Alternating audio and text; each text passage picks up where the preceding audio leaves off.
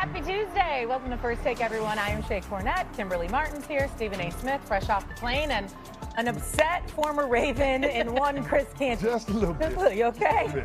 We're going to work through your problems here over the next 2 hours because last night was not great for one Chris Canty. The Detroit Lions literally went into Baltimore and quite literally ran the Ravens out of their own building, rushing for 224 yards, sacking Lamar career high 7 times en route to a 38-30 Lions victory. Baltimore finds themselves at the bottom of the division now, 1-2. Suddenly, they have a fumbling problem as Derrick Henry has fumbled the ball 3 times in 3 games. Last night was in a critical situation as well, and so here is Derrick Henry postgame. I'm my worst critic, so I'm gonna watch the film. Probably continue to watch it. I know we got a short week, but it's just crazy, man. 3 fumbles straight. Trying every day to fix the problem. It just keeps occurring, so I'm trying to work on it, man. I'm my worst critic, so I'm not gonna try to beat myself up too much, but it's hard not to, and it's consecutive and consistent me doing the same thing. Yeah, not to pile on here, but tough start to the season for Henry, who has 2 fumbles lost and just 10 rushes in the 4th quarter this season. The same amount of fumbles lost that Henry had in 595 rushes in the 4th quarter entering this year. Obviously, this has not been the norm for Henry, but now we're getting accustomed to it this season. And so, Canty, I begin with you.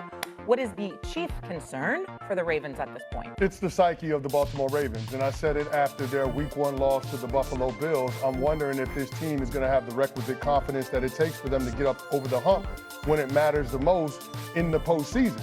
That's if they don't disqualify themselves in the regular season.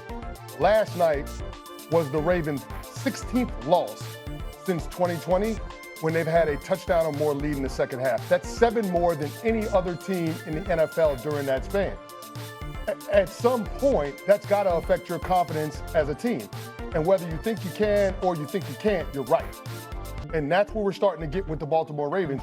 We're having to question whether or not John Harbaugh and Lamar Jackson can lead this group of men where they ultimately want to go, which is to the Super Bowl and being crowned as the AFC champions.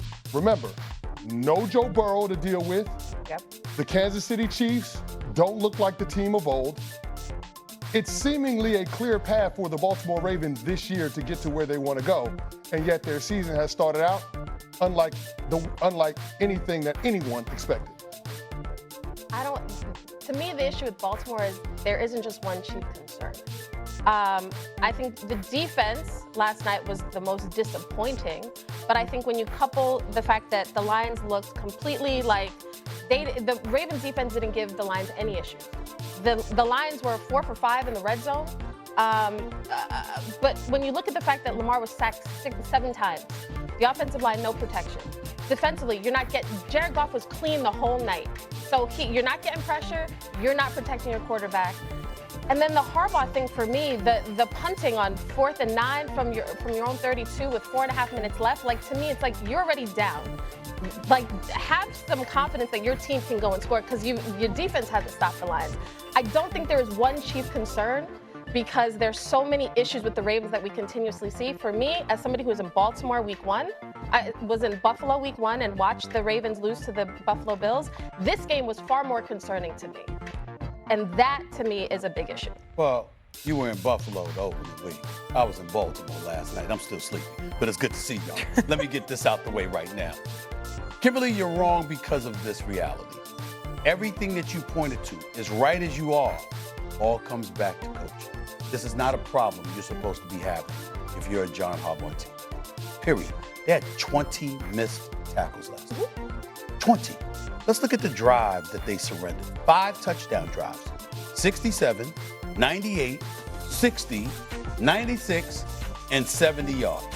The Lions are the first team in 13 years to have multiple 90-plus yards in a game against the Ravens. In 13 years. 20 missed tackles. You're giving up 2 90-plus yard drives. You saw the 5 drives that I pointed out. You can't tackle. You can't stop anybody. That's coaching. This is not something that we expect to be talking about with a John Harbaugh team. So if you're looking at it from that standpoint, listen, Lamar Jackson is Lamar Jackson. And I got that part. And he's got to get over the hump. We get that. Derrick Henry, listen, it's not good that he's fumbled these first 3 games.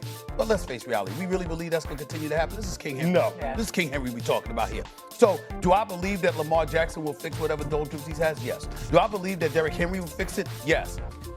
But who's fixing that defense? Who's fixing that defense? I mean, that defense is giving up. Now you gave up 40.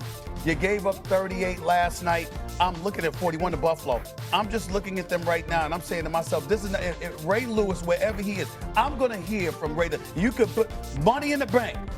I'm going to hear from Ray Lewis this week. At some point today, at some point, and it's not. And when I talk to Ray Lewis, understand something. It's very little conversation. It's usually when he's venting. So just shut up and listen. So you're just go ahead, let it out. And Ray, man, where are they? I mean, he's going for him, for Ed Reed, cats like that, to see what they established as Ravens. It was always a T-Sizzle, Terrell Suggs. These guys established a level of greatness, a level of toughness. You were not going to push them around. You were not going to run roughshod over them. Well, how many rushes? 220 yards? 224 yards. 224 yards. 224 yards rushing against the Baltimore Ravens. John Harbaugh, on a morning like this, he really, really needs. He's the one that doesn't need to come into work. He's the one that needs to sit there and look in the mirror and really reflect on who he is and what he stands for, because they're violating him. There's not a single person on the Baltimore Ravens defense that should be proud to have their name on the back of that jersey. I'm not saying you're wrong, but you're putting this at Harbaugh's feet. Are you putting it at Zach? Are you putting it at Zach Orr's feet as Sure. the coordinator? Sure. Because you're only talking about Harbaugh right now. That's why. Hold on. I'm just. Who does Zach Orr work for?